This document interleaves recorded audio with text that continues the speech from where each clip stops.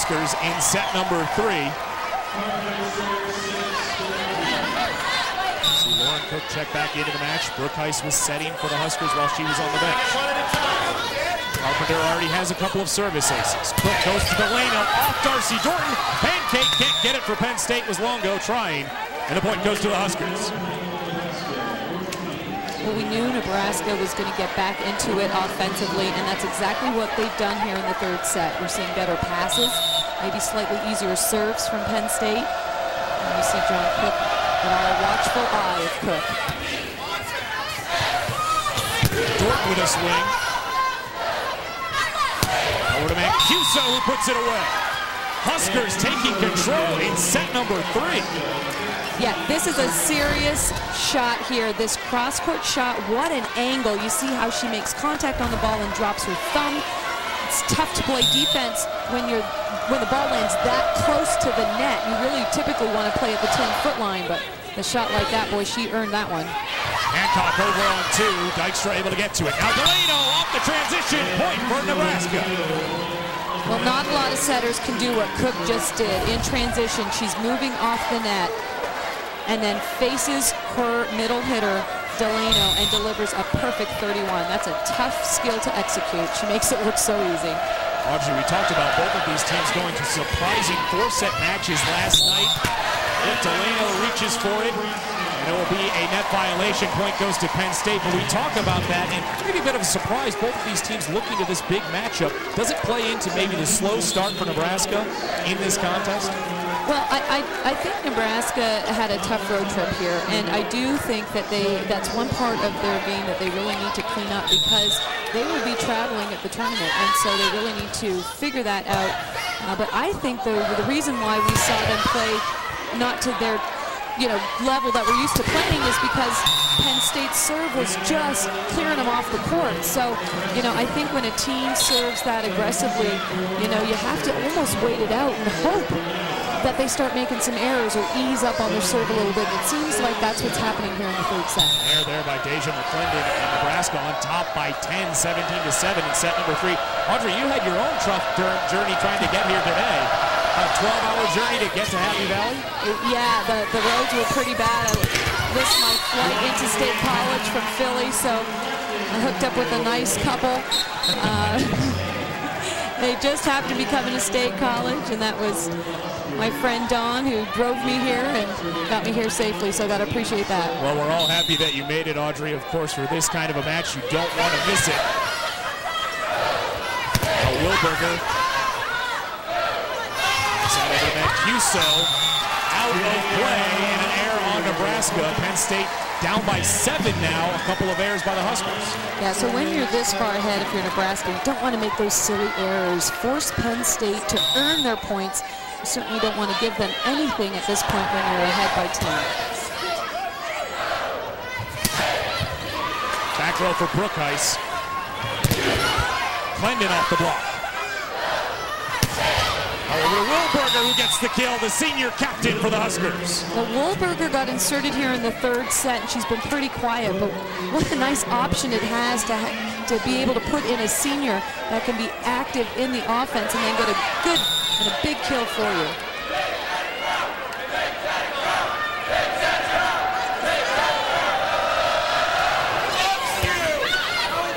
Hancock looking for Slay.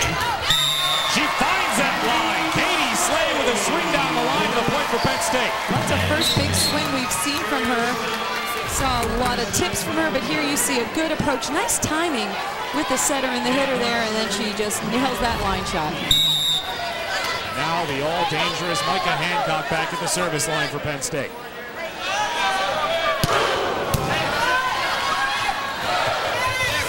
Mancuso with the tip. Clendon. Cook goes back to Mancuso, who puts it down. That's what Nebraska needed. Again, the side out, keeping the service away from Hancock. Yeah, and their dig-to-kill ratio right now is really good. They're getting the ball up, and then their swingers are terminating on that first dig. So nice job for Nebraska. They're really controlling the tempo of this match. Flipping the script from set 2 to set 3. Penn State dominated in set number 2. It's Nebraska now in set 3. Penn State, though, you know, when they serve tough, they can put together a run to get back in it. Right, and Dorton just rotated into the front court again. Such an emotional player. If she's in, typically they will ride on her adrenaline. We'll see if she can get in a solid place for her team. And Dorton is usually the player who pumps up Penn State before the match. That one just out of play. Nebraska having a tough time out of system. A 19-12 lead for the Huskers. John Cook wants to talk it over, wants to make sure his team forces set number 4. Back to Happy Valley in a moment.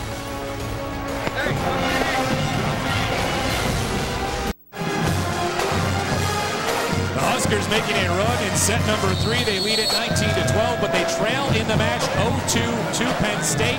Of course, the standings on the line in this one. Big Ten title implications involved between these two teams.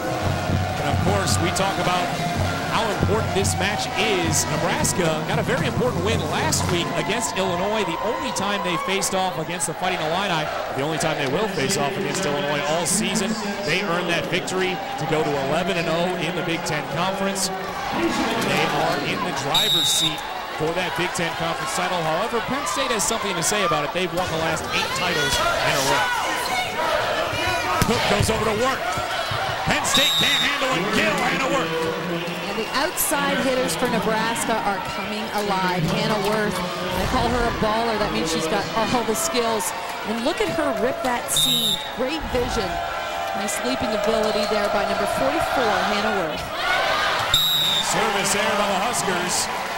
Penn State life in set number 3. Nebraska 5 points away from taking the set.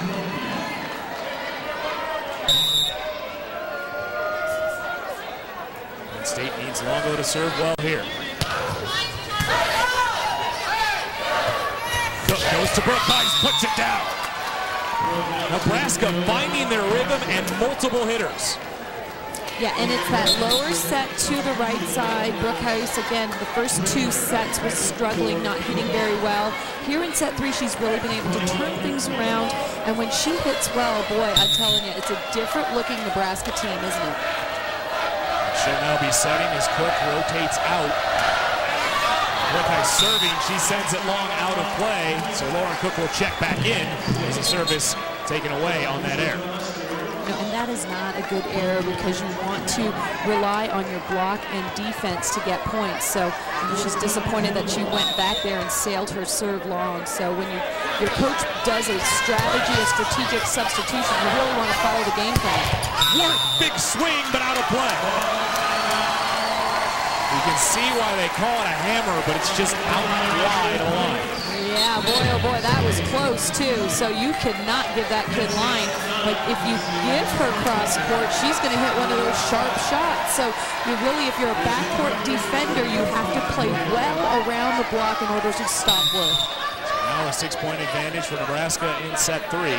Carpenter, who already has a couple of aces, back serving for Penn State. Cook, she'll look to Delano in the middle, who puts down the kill. Yeah, Delano got up, and Penn State's block was nowhere near the point of attack.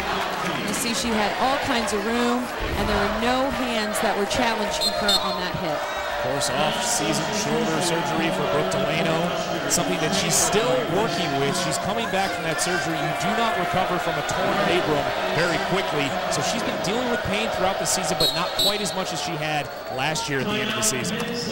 So Nebraska on top 22-15. They're trying to take set number 3. Penn State wants to talk it over. Back in a moment.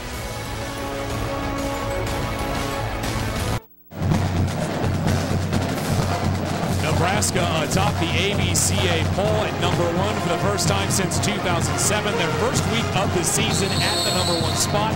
See the Illini at number 3. They had it before Nebraska. Penn State started the season at number 1.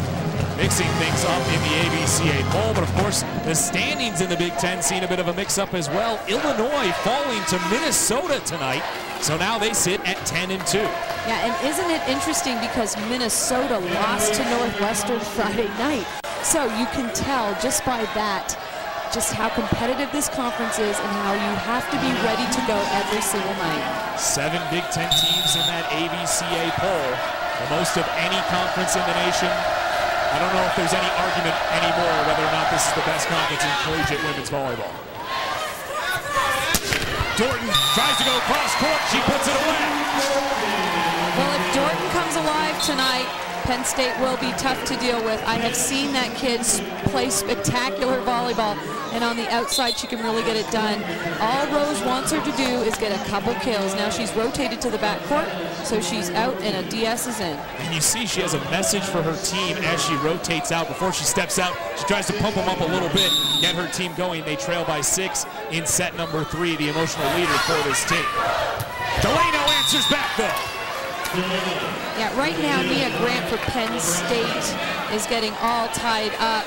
She's not able to shuffle to the ball and get the block. You see, you've got to be balanced. You can see how her feet are kind of moving. When that setter is touching the ball, you want to be loaded. You want your knees bent and you want to be steady and stable. After the ball is released, you've got to go hard. And I would say right now, you got to start committing with Delano a little bit, because she's getting a lot of kills in the front court. Delano now with 5 kills for the Huskers. Hancock goes to McClendon. Job by the Huskers to keep it alive, but a free ball chance now for Penn State. Hancock looking for Grant. She gets the kill, so she's able to redeem herself. That's right, and Cook sends over an interesting free ball. I think she was trying to catch Penn State's defense off balance, but take a look at that. You see Nebraska's block jumped up with the first hitter, and then the ball was set behind the setter. There's all kinds of room. Yeah, Grant, of course, playing a little bit more. One rotation in the back row, but she gets that service error, so now it's set point for Nebraska. And you see Russ Rose shaking his head there. You got to be a gamer. You got to be able to get on the end line and serve the ball in and serve it tough. That was Penn State's bread and butter in the first 2 sets. Cook serving for the set. Hancock looking to slay the give and go. Sent over by Brookheist, and Nebraska takes set 3. They're down now 2-1. Huskers battling back here at Rec Hall. They fell behind, momentum on Penn State's side, but Nebraska not going anywhere. Back to Rec Hall for more of the battle when we come back.